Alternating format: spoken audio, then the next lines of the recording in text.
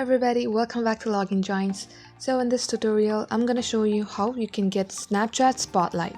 So first of all, make sure that your Snapchat is updated. Go to Play Store and type in Snapchat. So you need to update that, so let's update this. After your updation, open your Snapchat.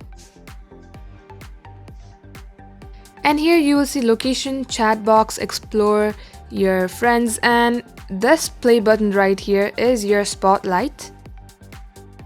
So it's like a mini version of TikTok. You can like it, subscribe, and also comment down and share it with your friends. And here you can also send if you like it or dislike that snap. Even after doing so, if your spotlight is not being shown, then we will go to your profile and to settings. Here go to support of I need help. Post your problems here and you'll get solutions in few days. So that's all for today. Hope to see you soon. Thank you for watching.